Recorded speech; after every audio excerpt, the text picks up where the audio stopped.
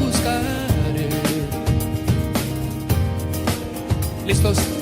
Vamos a decirle al Señor: con todo el corazón te buscaré, humillado ante ti vendré, mi pecado te declararé. Perdóname, Señor, pues te fallé.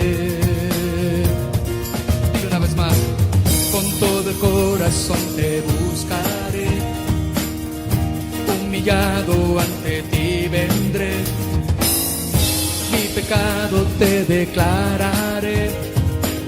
Perdóname, Señor, pues te fallé ante ti. En tu trono de gracia he encontrado tu amor y perdonaste mi maldad. Dile ante ti, ante ti. En tu trono de gracia he encontrado tu amor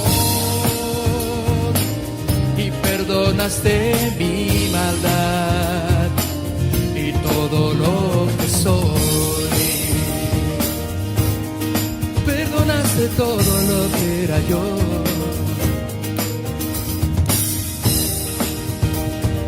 Aleluya, Señor.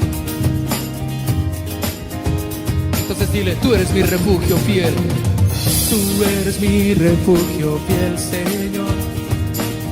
De la angustia tú me guardarás, con alabanzas de liberación me rodearás y me ayudarás.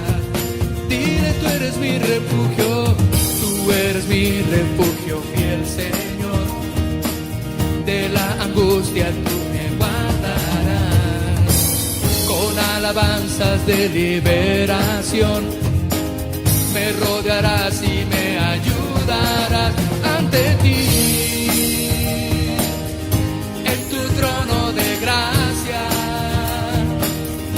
he encontrado tu amor y perdonaste mi maldad. Ante ti, en tu trono de gracia he encontrado tu amor y perdonaste mi maldad y todo lo que soy, y todo lo que soy. Vamos, adórale con todo tu corazón. Dile: tú eres mi refugio fiel, Señor. Tú eres mi refugio fiel, Señor. De la angustia tú me guardarás, con alabanzas de liberación me rodearás y me ayudarás. Dile una vez más: tú eres mi refugio fiel, Señor. De la angustia tú me guardarás, con alabanzas de liberación me rodearás y me ayudarás. Ante ti, en tu trono de gracia he encontrado tu amor y perdonaste mi maldad. Vamos, dile: ante ti, en tu trono de gracia he encontrado tu amor, perdonaste mi maldad y todo lo que soy. Vamos, que se oiga: ante ti, en tu trono de gracia he encontrado tu amor y perdonaste mi maldad. Vamos con las voces, dile: ante ti, en tu trono de gracia he encontrado tu amor y perdonaste mi maldad. dile una vez más igual. Ante ti, en tu trono de gracia, he encontrado tu amor, perdonaste mi maldad. Ante ti, en tu trono de gracia, he encontrado tu amor y perdonaste mi maldad. Dile una vez más. Ante ti, en tu trono de gracia, he encontrado tu amor, perdonaste mi maldad y todo lo que soy. Aleluya.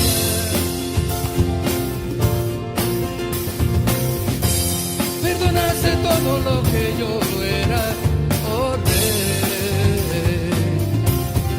Oh, gracias, Señor.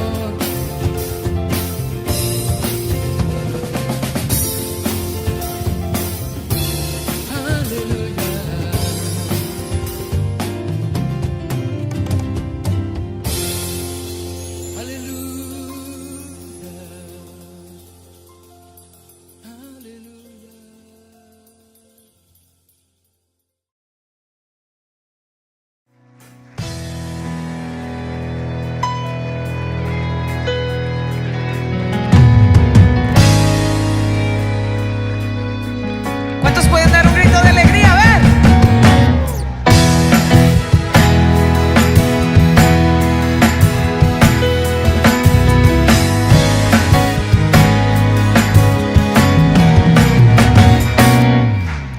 Señor, digno eres de recibir la gloria, la honra y el poder, suprema alabanza. Pues tú creaste todo con tu poder y todo lo sustentas, Dios, con tu palabra. Decláralo conmigo. Yo, mientras viva, cantaré de tu grandeza y tu poder. Eres admirable, tu perfección se refleja en tu creación. La tierra está llena de tu bondad. Cuando veo los cielos que cuentan tu gloria,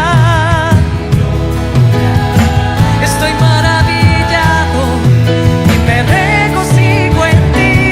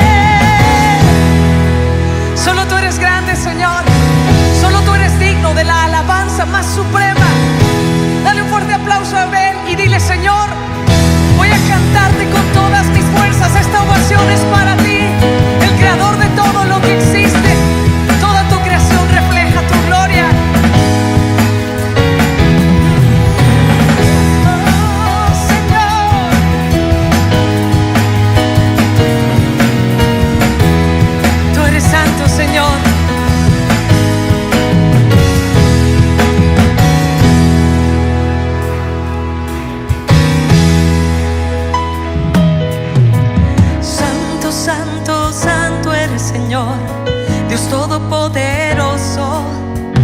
El que era, es y ha de venir, te celebramos con gozo. Santo, santo, santo eres Señor, Dios todopoderoso. El que era, es y ha de venir, te celebramos con gozo. Santo, santo, santo eres Señor, Dios todopoderoso. El que era, es y ha de venir, te celebramos con gozo. Publicaré tu grandeza, que alaben todas tus obras, oh grande. Mi corazón se deleita en ti, cantaré de tu poder. Publicaré tu grandeza, que alaben todas tus obras, oh grande. Mi corazón se deleita en ti, cantaré de tu poder. Publicaré tu grandeza, que alaben todas tus obras, oh grande. Mi corazón se deleita en ti, cantaré de tu poder. Publicaré tu grandeza, que alaben todas tus obras, oh grande. Mi corazón se deleita en ti, cantaré de tu poder.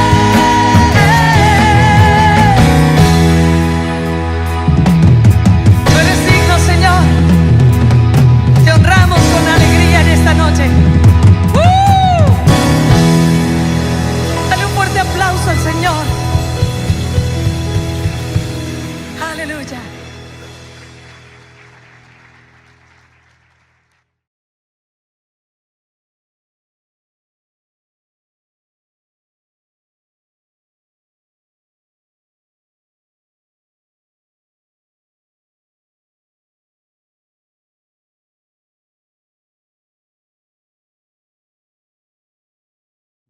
Buenos días, mis hermanos, que Dios les bendiga.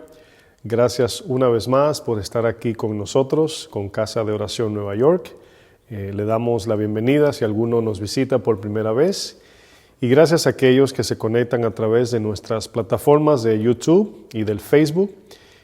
También tenemos las enseñanzas para audios y descargas gratis de audios en la página de soundcloud.com.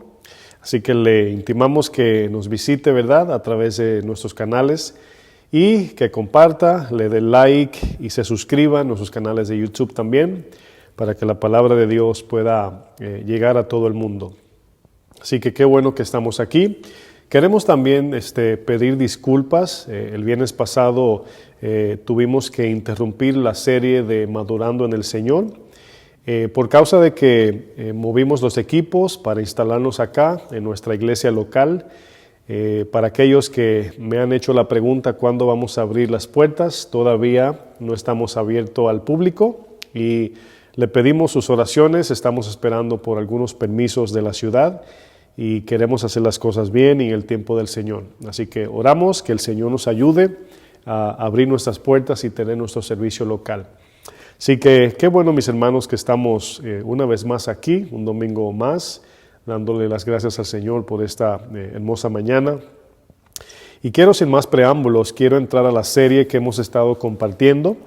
Los domingos traemos una serie llamada La Palabra, la Oración y la Adoración. Ya hablamos de algunos temas, trajimos introducción, pudimos cubrir la parte de la palabra. Y el domingo pasado iniciamos la otra parte, la segunda, que es la de la oración. Y en el día de hoy voy a iniciar esta cuarta enseñanza y la voy a titular El modelo de la oración.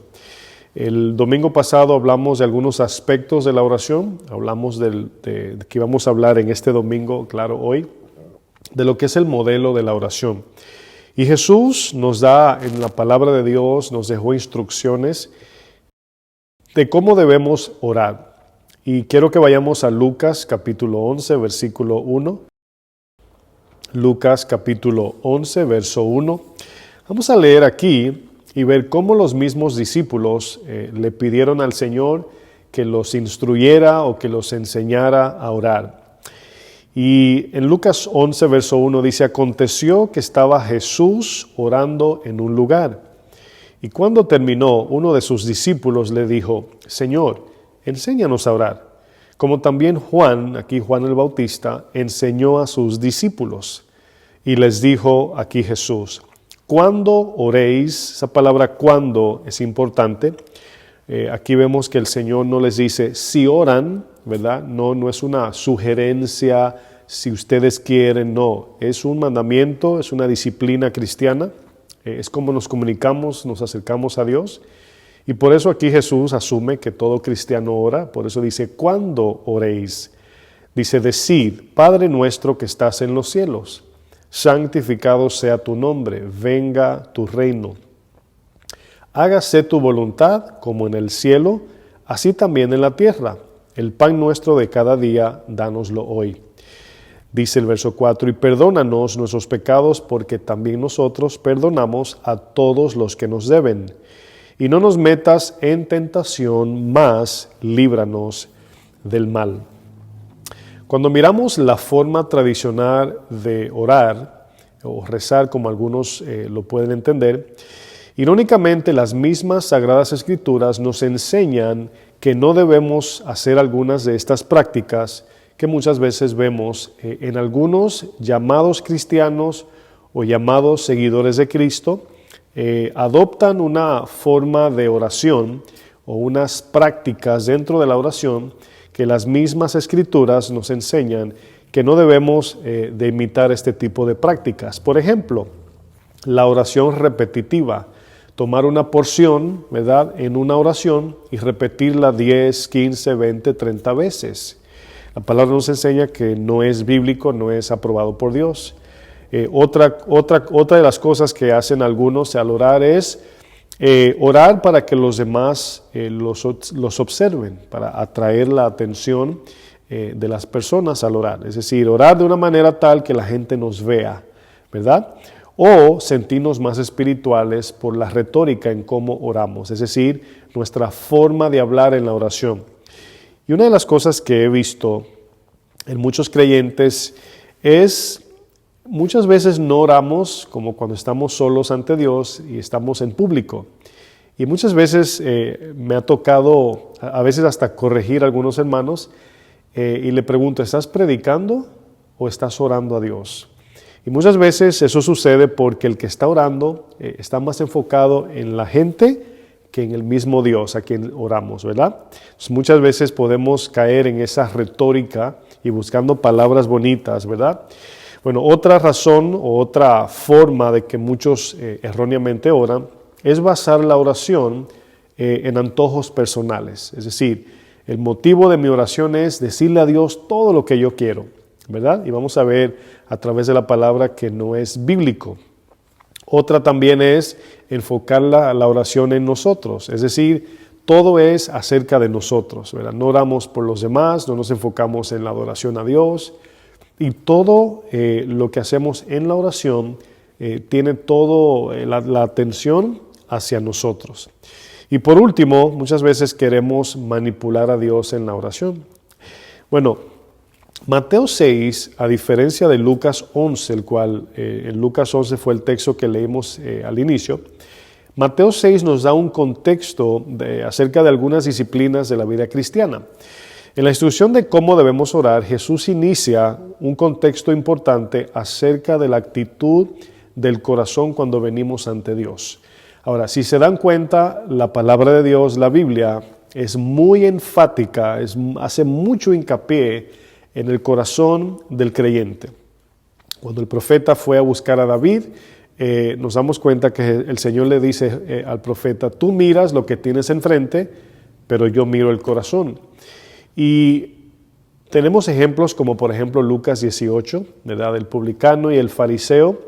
Jesús dice que uno de estos dos volvió a su casa justificado, volvió a su casa perdonado, hecho inocente. Y si nos preguntásemos cuál fue la diferencia de por qué uno fue justificado y el otro no, sencillamente es por la actitud del corazón.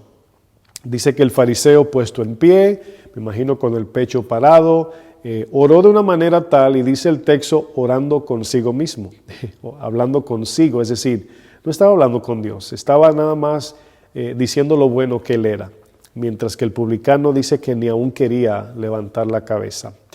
Y vemos que el Señor mira la actitud y la intención del corazón cuando venimos delante de Él.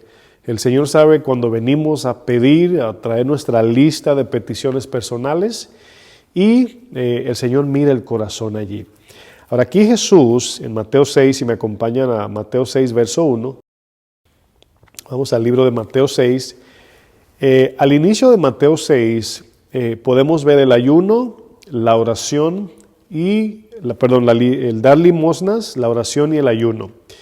Y Jesús, ¿verdad?, traza un hilo en estas tres prácticas o disciplina cristiana y les da instrucciones a sus discípulos, el cual son también para nosotros. Y en Mateo 6, verso 1, dice, guardaos de hacer vuestra justicia delante de los hombres. Es importante notar que una práctica de justicia es la oración, el ayuno y el dar limosnas, ayudar a los necesitados. Por eso el Señor dice de hacer vuestra justicia, de las prácticas cristianas, dice delante de los hombres. Y aquí no significa que no podemos orar en público, o no significa que no podemos hacer esto delante de los hombres en el sentido de que nos vean. Jesús está refiriendo aquí a la intención del corazón del por qué hacemos lo que hacemos. Dice, para ser vistos de ellos. De otra manera no tendréis recompensa de vuestro Padre que está en los cielos. ¿Qué está diciendo aquí Jesús? Que si un cristiano, escúcheme bien, sirve a Dios, ora, ayuna, ayuda al necesitado, hace cualquier buena obra y lo hace con la intención de llamar la atención de la gente o de las personas, dice el Señor, ahí tiene su recompensa. De otra manera no tendrán mi recompensa si buscan el favor del hombre. Si lo que hacen es para que el hombre le aplauda, para que el hombre lo exalte, etc. Sigo leyendo el versículo 2. Aquí repite la palabra Jesús, ¿cuándo? Por eso dice, no dice, si das limosna, dice, ¿cuándo la des? Asumiendo que siempre, como creyentes, ayudaremos al necesitado. Dice, cuando pues des limosna, no hagas tocar trompeta delante de ti. Es decir, no lo hagas de manera tal que llames la atención. No lo hagas con la intención de que te miren, de que la gente se enfoque en lo que estás haciendo, buscando el aplauso, buscando la exaltación, etcétera, etcétera. Dice, no hagas tocar trompeta delante de ti como hacen los hipócritas en las sinagogas y en las calles para ser alabados por los hombres. De cierto os digo que ya tienen su recompensa. Mas cuando tú, si tú eres un discípulo del Señor, si somos cristianos, dice aquí, mas tú, dice, cuando tú des limosna, no sepa tu izquierda lo que hace tu derecha. Es decir, aquí nos está diciendo, no que hagamos esto en secreto, más bien que seamos discretos. Esa es la idea.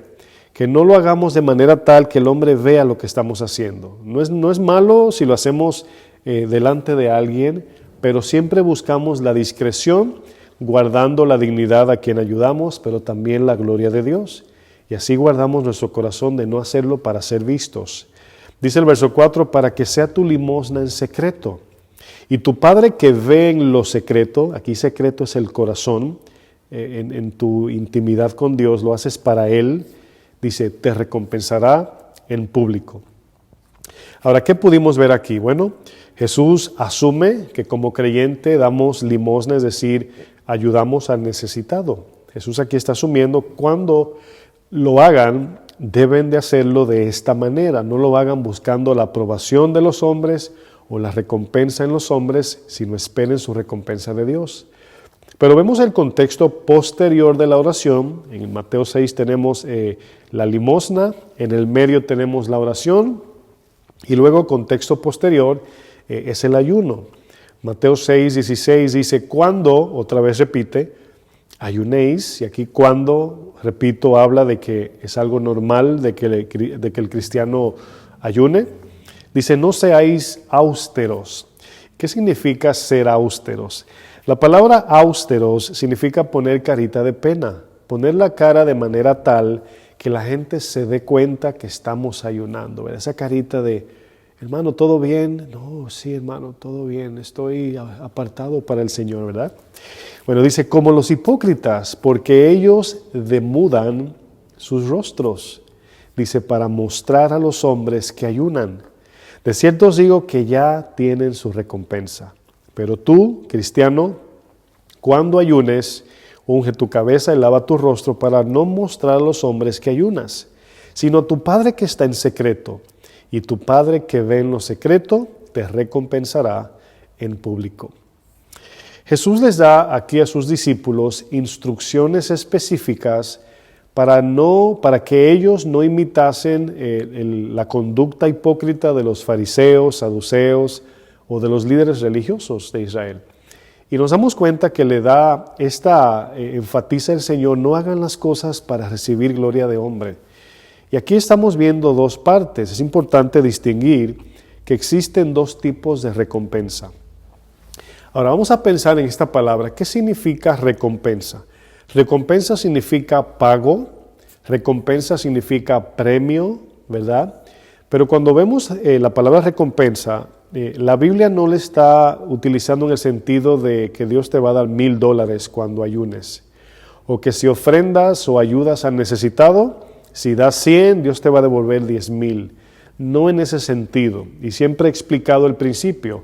Cuando podemos ayudar al necesitado, es porque primero Dios nos suplió. Si podemos dar, es porque tenemos. Y si tenemos, es porque de la mano de Dios hemos recibido. Entonces, nunca demos esperando nada a cambio. Nunca digamos, hay que dar para recibir.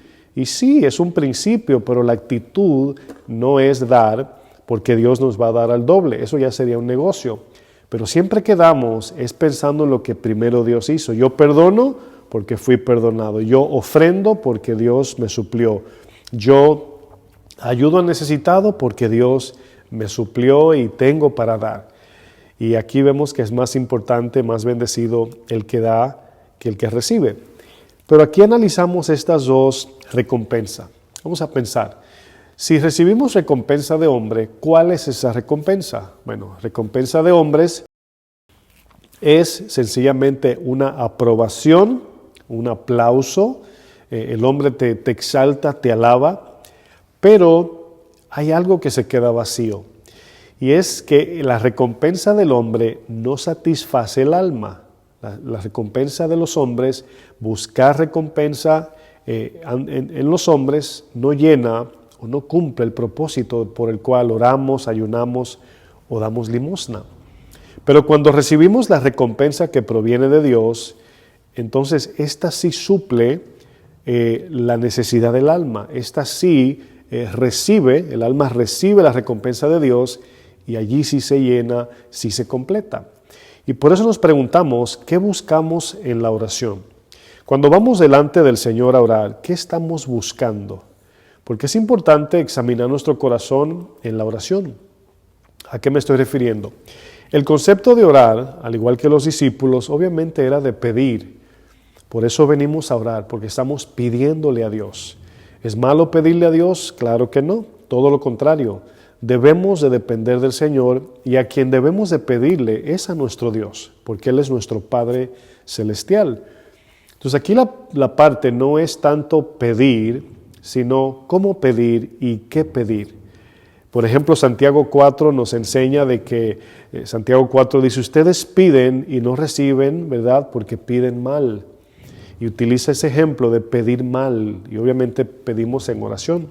Romanos 8 dice que no sabemos pedir como conviene, el Espíritu necesita, o nosotros, necesitamos que el Espíritu produzca en nosotros el querer como el hacer, o el Espíritu intercede pidiéndole a Dios las cosas que nosotros no podemos interpretar en palabras, pero nuestro Espíritu sabe de qué tiene necesidad.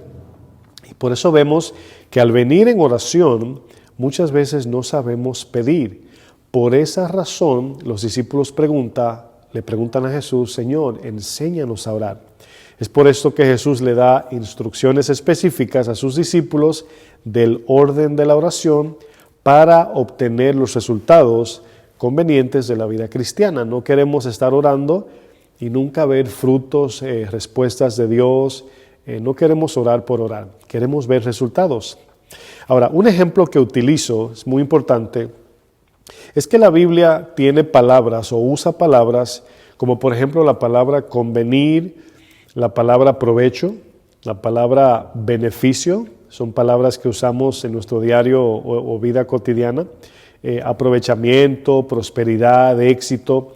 Son palabras que al escucharlas nos gusta escuchar. Todos queremos conveniencia, lo que nos conviene, lo que es provechoso, lo que es próspero, lo que es exitoso. Pero comúnmente estas palabras se usan en un sentido terrenal. Siempre que pensamos en conveniencia, pensamos en dinero, pensamos en ventaja. Cuando pensamos en prosperidad, igual fama, poder, dinero, etc. Éxito, lo mismo. Pero la Biblia, las Escrituras, las Sagradas Escrituras, usan estas palabras con un sentido espiritual, el cual benefician el alma y no siempre, no necesariamente, benefician nuestro cuerpo. Por ejemplo, un cristiano puede ser exitoso en el Señor y estar enfermo. Un cristiano puede ser próspero en el Señor y tener deficiencias físicas, ser pobre, por ejemplo. Entonces, vemos aquí que cuando la palabra habla del beneficio, del aprovechamiento de la palabra en nuestras vidas, no se está refiriendo necesariamente a cosas materiales o cosas terrenales, pero sí, en prioridad, al beneficio, al éxito y prosperidad del alma. Por ejemplo, leamos un ejemplo en Tercera de Juan. Vamos a leer Tercera de Juan, versículo 1 y versículo 2. Tercera de Juan 1, versículo 1 y 2. Fíjense lo que dice este texto. Fíjense aquí el ejemplo de prosperidad. Dice el anciano a Gayo. Aquí está hablando el apóstol Juan. Dice, el amado a quien amo en la verdad. Dice aquí verso 2, amado, yo deseo que tú seas prosperado en todas las cosas. Recordamos cuando el Señor le decía a Josué, si tú permaneces en mi palabra, todo te saldrá bien, prosperará tu camino, todo te saldrá bien. El Salmo 1 dice, y prosperarás tu camino. Jeremías 17, y prosperarás tu camino. Y nos damos cuenta que en Juan 15, el Señor dice, si permanecen en mi palabra, si ustedes permanecen en mí, y yo permanezco en vosotros, todo lo que pidan será hecho. Nos damos cuenta que en conjunto, en síntesis, todos estos textos lo que significan es que nos va a ir bien según el propósito eterno y soberano de Dios. No nos va a ir bien en el sentido de cosas personales, terrenales, no. Todo en contexto se está refiriendo a la prosperidad del alma que va perseverando continuamente, pareciéndose a Cristo, alcanzando la vida eterna y reflejando la gloria de Dios. Y esto lo puede ejercer un cristiano pobre y un cristiano rico, un cristiano sano físicamente y un cristiano enfermo. Pablo es un ejemplo de eso. Por eso Pablo decía, yo todo lo puedo en Cristo que me fortalece. Yo sé tener abundancia y escasez, tener hambre como estar saciado, todo puedo hacer, todo lo puedo en Cristo que me fortalece. Y aquí nos damos cuenta que este texto dice, yo deseo que tú, aquí a Gayo, seas prosperado en todas las cosas. Y luego dice, y que tengas salud, así como prospera tu alma. En la oración debemos entender, mis hermanos, que la respuesta de Dios al orar siempre, repito, siempre le dará la prioridad a nuestra alma antes que a nuestro cuerpo físico. Desafortunadamente, por eso el mismo, si leemos más, no hoy, pero más adelante ustedes lo pueden leer al terminar esta enseñanza, como el Señor mismo, Jesús, en el mismo Mateo 6, dice, no es la vida más que el alimento, y la vida ahí es del griego psuge. La palabra psuge, con P al principio, es de donde viene la palabra alma, psuge. Por ejemplo, la palabra psicología tiene una P al principio, psicología se escribe, es de la palabra psuge, que es el estudio del alma. Los psicólogos estudian el comportamiento del alma. Entonces, vemos que aquí cuando Jesús dice, no es la vida más que el alimento, bueno, hay quienes dan la vida por la comida y pierden su vida por ir detrás de la comida. Y luego segundo dice, ¿y no es el cuerpo más importante que el vestido? Bueno, el cuerpo es importante porque es templo del Espíritu. Por eso es que el apóstol Pablo nos enseña que aunque el hombre exterior, entiéndase el cuerpo, se deteriora, ciertamente el hombre interior se va fortaleciendo, va de gloria en gloria, y es el alma prosperando hacia la vida eterna. El Espíritu que Dios ha puesto en nosotros, no el santo, sino al nacer de nuevo, es a través de ese Espíritu que nuestra alma va siendo regenerada. No es el Espíritu que se regenera, el Espíritu es perfecto. Y repito, estoy hablando del Espíritu de cada creyente.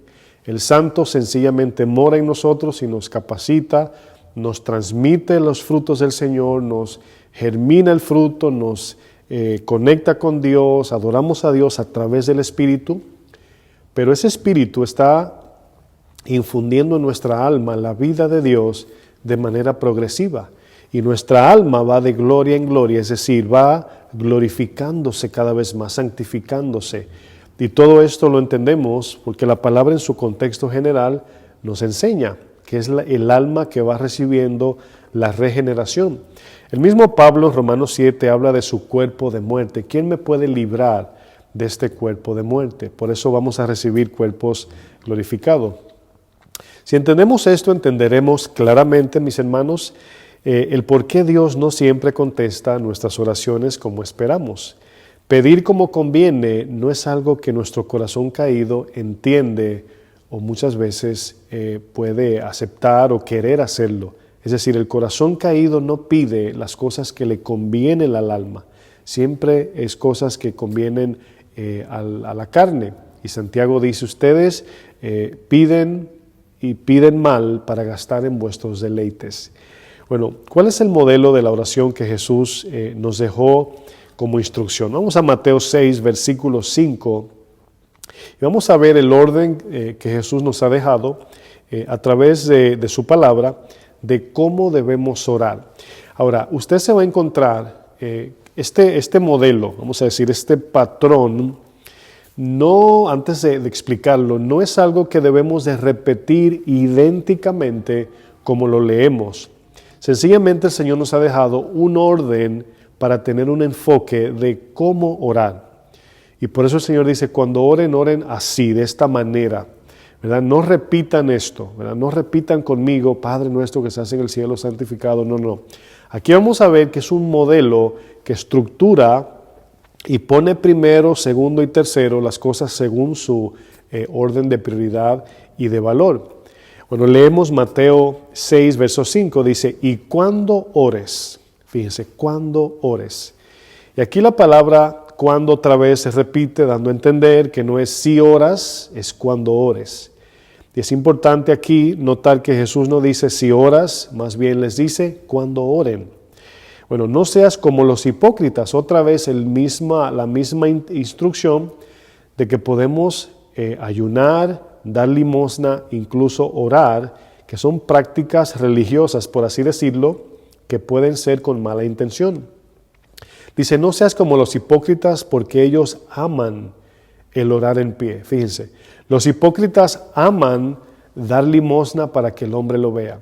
Los hipócritas aman ayunar y que los demás se den cuenta. Y los hipócritas aman orar en público para ser vistos por los hombres. Dice, de cierto os digo que ya tienen su recompensa. Imagínense que estamos orando a Dios y quien contesta es el hombre. ¿Quién quiere eso? Dice, mas tú cuando ores, entra en tu aposento. Aquí habla de la intimidad. Aposento no es un lugar, aunque puede ser un lugar porque es subjetivo para cada quien.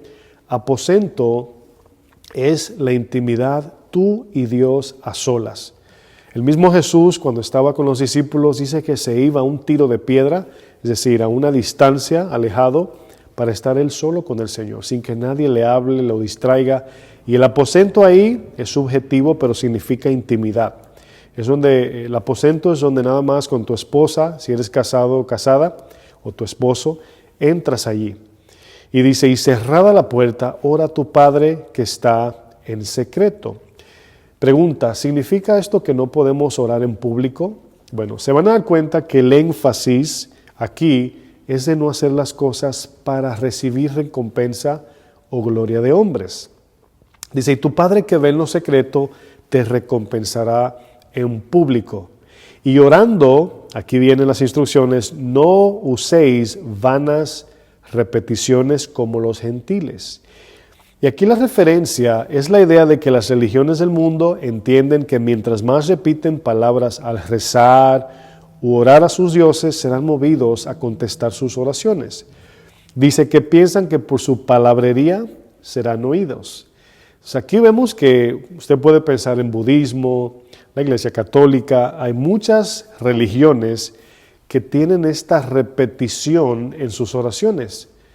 Padre nuestro que estás en el cielo, Santa María, Madre, o sea, todo ese repetir es vano para Dios. Y dice, piensan que por su palabrería serán escuchados. Qué ironía que muchos llamados cristianos practican este tipo de oración repetitiva. Si la misma palabra de Dios nos dice que no usemos vanas repeticiones.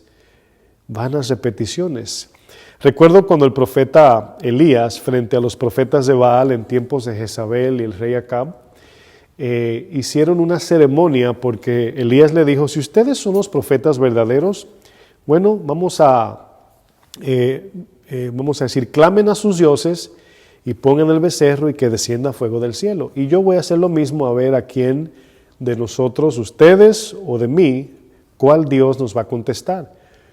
Y dice la palabra de Dios en el libro de los Reyes, dice que ellos se mutilaban, danzaban, daban vueltas, repetían, hacían ceremonias, ritos. Y dice que en un momento Elías hasta se burlaba de ellos porque no contestaba a sus dioses.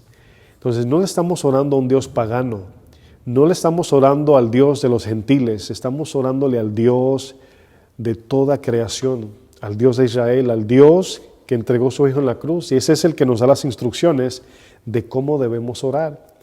Dice, no hagas, verso 8, pues, semejante a ellos, porque vuestro Padre sabe de qué cosas tenéis necesidad, antes que vosotros le pidáis. ¿Por qué si Dios sabe lo que necesitamos, por qué nos manda a que le pidamos en oración? Hay muchas razones por qué Dios quiere que se haga eso, y eso sería otra enseñanza. Pero un poquito, en resumen, Dios quiere tener una relación con nosotros. Pero hay algo más importante que muchas veces ignoramos. Dios quiere que aprendamos a pedir conforme a su voluntad. Dios quiere que a través, así como el Espíritu pone el querer como el hacer, y oramos en el Espíritu pidiéndole a Dios las cosas que están alineadas con su propósito. Por eso dice Primera de Juan, si piden conforme a su voluntad, Él nos oye. ¿Cuántos quieren que Dios los oiga? Bueno, ahí por eso vemos que el Espíritu nos mueve, nos ayuda a pedir como conviene. Y al pedir como conviene, nos damos cuenta que Dios nos ayuda. ¿Y qué pasa? Podemos alinearnos al propósito de Dios. Y esa es la parte donde muchas veces confundimos. Si Dios sabe lo que le voy a pedir, ¿para qué le pido? Hay mucha recompensa que viene al hacer eso. Porque pensamos en recompensa nada más, la recompensa del bolsillo, el trofeo, la fama, el éxito. No, mis hermanos. La recompensa de la que viene el texto repitiendo es la recompensa de lo que nuestra alma quiere, pide y necesita. Bueno, Jesús inicia enseñándoles que no imiten a los hombres que son hipócritas, que buscan la gloria terrenal y no la gloria que viene de Dios.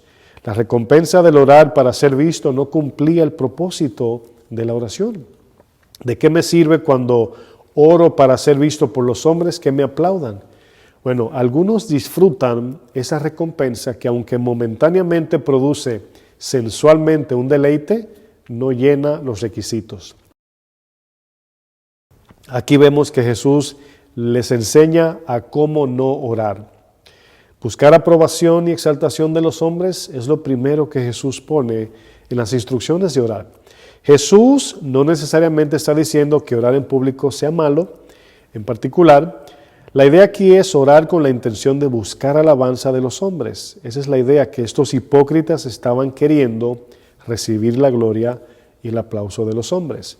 No es orar en público, que lo constituye pecado, sino el buscar el favor de los hombres y no el de Dios. Eso es lo que lo convierte en pecado. Jesús luego les dice cómo orar. Jesús, en este caso, instruye a sus discípulos cómo debemos orar para ser recompensados por Dios y no por los hombres. Aquí la palabra recompensa puede significar los resultados de la oración que satisfacen el alma.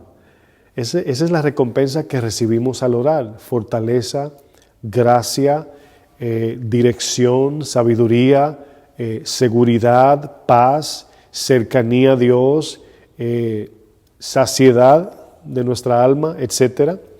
Y es por eso que Santiago dice: ustedes se pelean, se envidian, se matan y tienen muchas luchas internas porque lo que piden no es en verdad lo que nuestra alma necesita. El alma no se sacia con deleite material o terrenal, el alma solo se deleita o se sacia con la gracia que viene de Dios. Por eso Santiago 4 dice: Dios da mayor gracia. Santiago dice algo similar a lo que Jesús instruye a sus discípulos. En Santiago 4, versículos 9 y 10 dice: afligíos y lamentad y llorad, vuestra risa se convierta en lloro y vuestro gozo en tristeza. Humillaos delante del Señor y Él os exaltará. Aquí la palabra exaltar la podemos igualar a recompensa. El alma está buscando una recompensa. Exaltar tiene el sentido de elevar el alma, o podemos mejor entenderlo como satisfacer el alma, y de aquí la idea de recompensa de Dios. Por ejemplo, a ver un ejemplo en Génesis 4. Génesis 4, versículo 6. Vamos a ver un ejemplo de lo que estamos hablando acerca de la recompensa.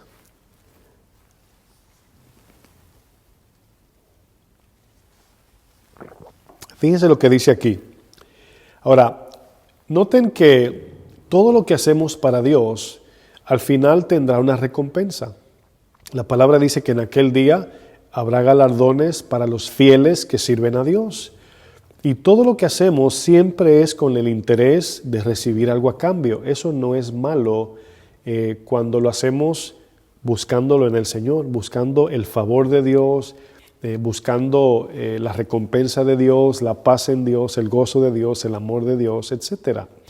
Y todo lo que hacemos siempre es con un fin mayor.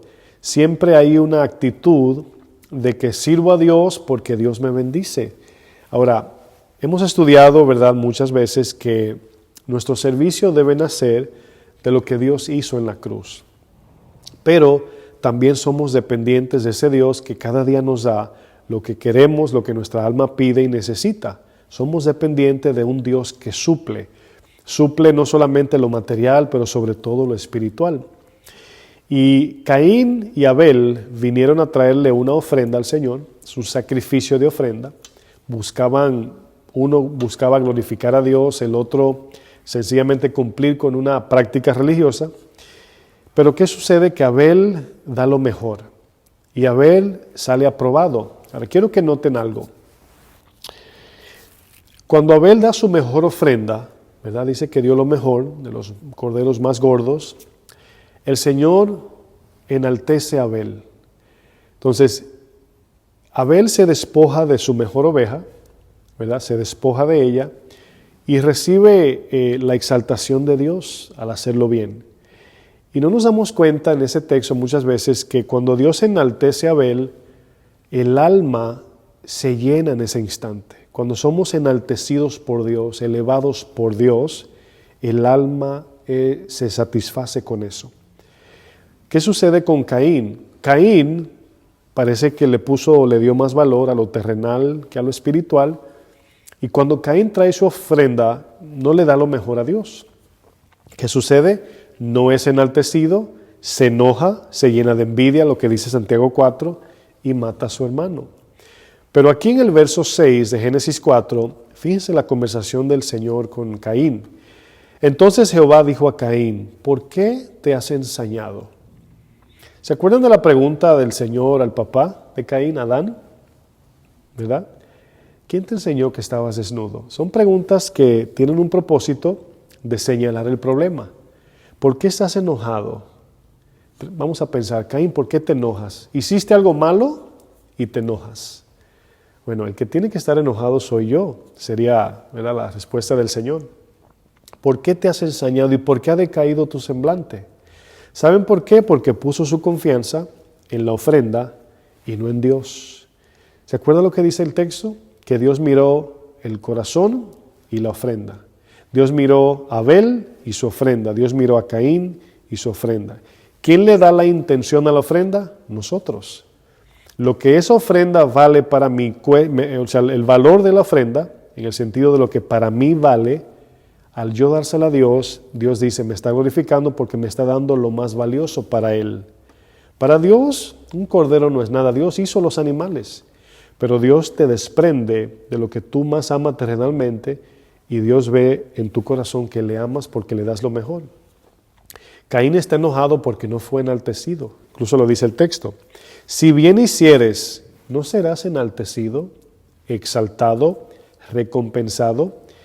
Y aquí vemos esta palabra enaltecido, está hablando del alma. Y si no hicieres bien, el pecado está a la puerta. Dice, con todo eso a ti será su deseo y tú te enseñorearás de él. No siempre pensamos que en la oración encontramos saciedad del alma. Allí encontramos el agua viva que Jesús le prometió a la mujer samaritana. Cuando damos limosna viene una satisfacción. O sea, cada vez que hacemos un bien nos sentimos satisfechos cuando hacemos bien. Es antes de hacer el bien que tenemos la lucha. ¿Le voy a dar mi dinero a esa persona? No, que trabaje. Y el Señor te dice, hácelo, ayuda al necesitado. No, es que a mí me cuesta mucho. Pero bueno, Señor, voy a obedecerte. Y vas y ayudas al necesitado. Y luego dices, wow, se sintió bien eso. ¿Por qué? Porque ahí es donde viene la recompensa de Dios. La recompensa que ese dinero no te traía, Dios te la da. Y por esa razón no conectamos de que cuando ayunamos encontramos la recompensa de Dios, porque estamos ayunando a las cosas que nos traen placer y como Santiago dice, nos afligimos, lloramos y nuestra risa y gozo la convertimos en tristeza buscando a Dios, pero Dios nos enaltece. Dios levanta nuestra alma. El modelo de la oración, de Mateo 6, verso 9, Jesús inicia diciendo, vosotros pues oraréis así, Padre nuestro que estás en los cielos, santificado sea tu nombre, venga tu reino, hágase tu voluntad, como en el cielo, así también en la tierra. Jesús inicia poniendo primeramente en orden la prioridad de la oración. Ponga eso en su cabecita, la oración no se trata solamente de ti. Incluso no comienza contigo. La oración no lleva el enfoque de ti, sino de Dios. Aquí vemos que el centro de la oración es Dios y no nosotros. El enfoque central al orar es Dios. Y muchas veces pensamos que somos nosotros. Es muy obvio pensar que la oración es un medio para suplir nuestras, vamos a decir, peticiones personales e ignorar el por qué oramos. Bueno, ¿se dan cuenta que el texto dice Padre nuestro? Bueno, primero Jesús nos enseña que el centro de la oración es Dios y no enfocarnos en descargar nuestra lista de peticiones enfocadas en deseos egoístas y vanos. El Padre nuestro nos centra en cómo ver a Dios. Al llamarle Padre, oramos a ese Padre nuestro. Esto nos dice que Dios no es un Dios indiferente, que Dios no es un Dios que está lejos de sus hijos, que no es un Dios que no les interesa nuestras necesidades. Dios ahora en Cristo es nuestro Padre Celestial. Antes de Cristo era una aberración incluso llamar a Dios Padre, pero la palabra nos enseña, dice el libro de Juan, que Dios nos hizo sus hijos. Por ejemplo, Isaías 9:6, vamos a leer esta profecía de Jesús, se la voy a leer para ganar un poco de tiempo. Isaías 9:6 dice, porque un niño nos es nacido, hijo nos es dado, y el principado sobre su hombro, y se llamará su nombre admirable, consejero, Dios fuerte, Padre eterno, príncipe de paz. Ese Dios que vino a la tierra en carne, vino para dar su vida, para que a través de la fe en el sacrificio del Señor, vengamos a ser hechos hijos de Dios. Juan 1:12 dice: mas a todos los que le recibieron, a los que creen en su nombre, les dio potestad de ser hechos hijos de Dios, los cuales no son engendrados de sangre, ni de voluntad de carne, ni de voluntad de varón, sino de Dios. Pero aquí vemos otro título que el Señor tiene en la oración. Es nuestro Padre, pero es un Padre celestial. Aunque Dios ahora al nacer de nuevo es nuestro Padre, esto no significa que debemos de poner a Dios y a nuestros padres terrenales en la misma balanza. No a Dios yo le hablo como le hablo a mi papá. No a Dios yo le hablo de tú. Dios y yo tenemos confianza. No. La palabra Padre Celestial habla de que aunque el Señor está cerca, a la misma vez está separado de nuestra condición y posición. Sí, a través del Espíritu el Señor mora en nosotros, el Señor se ha acercado, mora con nosotros, tenemos intimidad con Él, pero Dios no entra en la intimidad del pecado con nosotros, sino en la intimidad de la santidad y la justicia de su palabra. La palabra le llama al Señor Padre Celestial. ¿Qué está diciendo el texto? Que un padre terrenal es un hombre de carne y hueso, ¿verdad? Usted ha tenido su relación con sus padres o a lo mejor no, y muchas veces nos inclinamos a una mala tendencia de mirar a Dios como Padre, como si estamos mirando a nuestro Padre terrenal, y no es en ese sentido. Por ejemplo, no debemos ver a un Padre como sencillamente uno que sustenta, sino también uno que disciplina y da mandamientos. No tenemos un Padre Celestial solo para pedir, sino para adorar, honrar, obedecer, glorificar y cumplir con sus instrucciones que Él nos da a través de su palabra. ¿Cuántos no dicen, todos somos hijos de Dios? ¿Ha escuchado algunas personas que usted sabe que no son cristianos y dicen, todos somos hijos de Dios? Bueno, sabemos que los que reclaman ser hijos de Dios no lo dicen con la intención de glorificar su nombre, de vivir para su gloria, de obedecer su palabra, de servirle con nuestra vida. Los que dicen todos somos hijos de Dios, claramente lo dicen por la bendición de Dios, por la bendición que pueden recibir del Señor. Bueno, el tercer punto ya vimos, Padre, ¿verdad? Nuestro, habla en sentido colectivo. No es mi Padre solamente, es Padre de un cuerpo, ¿verdad?, de cristianos, de los santos, pero luego ese Padre nos indica que es un Padre celestial, habita, es trascendente, es eterno, es divino, es un Padre que no convive con el pecado, no es como nosotros. Nosotros tenemos que unirnos a Él, no Él a nosotros, en el sentido de Él rebajarse a nuestra debilidad, ¿no? Pero sigue siendo nuestro Padre por medio de Cristo. Pero luego nos dice el modelo de la oración o la instrucción de Jesús, santificado sea su nombre. Y aquí la pregunta es, ¿cómo que santificado sea el nombre de Dios? ¿En qué sentido? Yo pensé que Dios ya era santo. El punto aquí importante es que como creyentes debemos de guardar su nombre por medio de nuestra conducta y testimonio en este mundo. Ese Dios, el cual es 3 veces santo, también es santificado en la mente de este mundo, en el sentido de que al ver al creyente viviendo separado del pecado, exaltando su nombre en servicio, perdonando al ofensor, su nombre es santificado. Elevamos esa adoración por medio de la obediencia. Y el mundo nos ve y al santificar su nombre por medio de mi conducta, se cumple lo que la oración aquí pide, tu nombre sea santificado, santificado sea tu nombre. El punto 4, y se dan cuenta del orden que vamos llevando, dice, venga tu reino, hágase tu voluntad. ¿Es acaso el énfasis de nuestra oración hacer la voluntad de Dios? Vamos a preguntarnos por un segundo eso. Cuando vengo delante del Señor a orar, ¿vengo con la actitud de buscar el hacer su voluntad? ¿O sencillamente voy a pedirle que me quite el dolor, que me sane, que me dé dinero, que me dé un trabajo, que me dé un hijo, que me dé una pareja, una casa, un carro, etcétera? ¿Se van dando cuenta que en la oración y la instrucción de Jesús no aparece nada de esto? Bueno, La palabra venga a tu reino, el Espíritu Santo y su palabra es el gobierno de Dios a través de la iglesia en la tierra. Y estamos orando que el propósito de Dios se cumpla en la tierra, así como se cumple en el cielo. Le estamos pidiendo a Dios en oración que nosotros podamos vivir en obediencia, pero que su Espíritu y su palabra gobiernen nuestro corazón. Fíjense, eso es parte de la oración.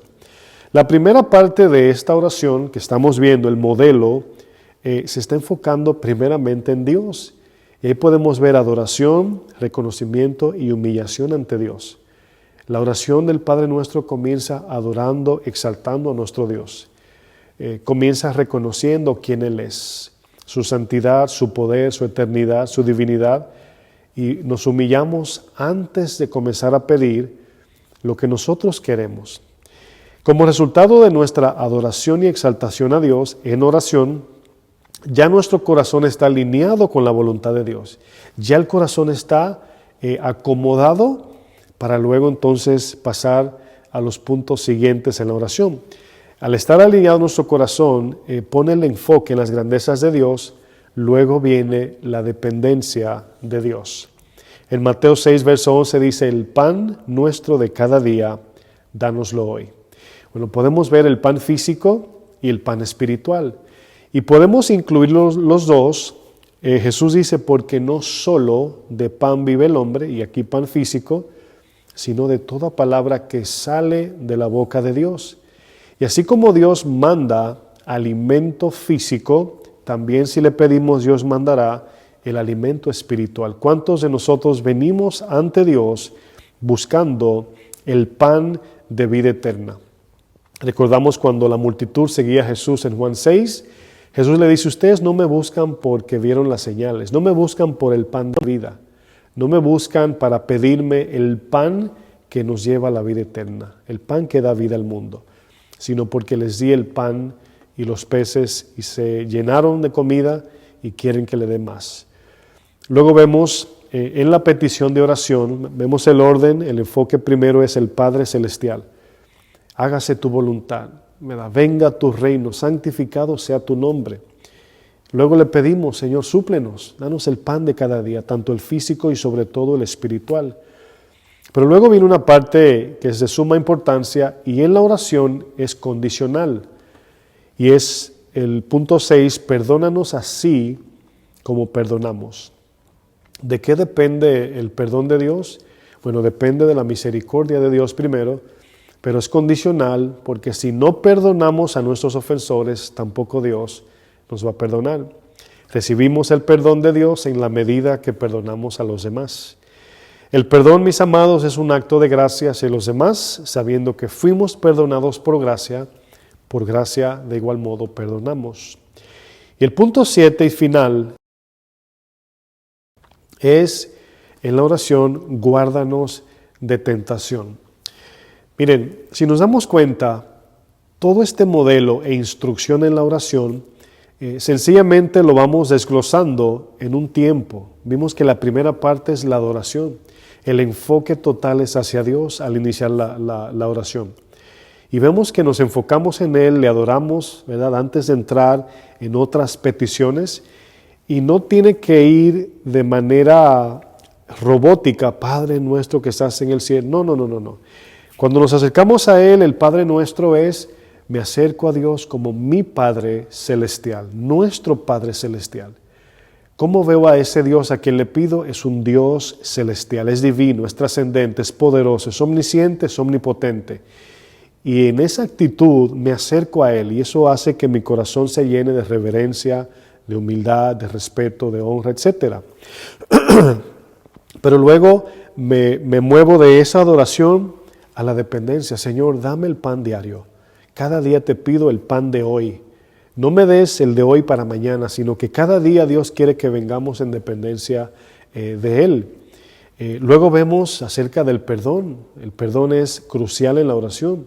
Debemos de traer a memoria en ese tiempo de oración las personas que hemos ofendido, las personas que nos han ofendido o las veces que hemos ofendido a Dios.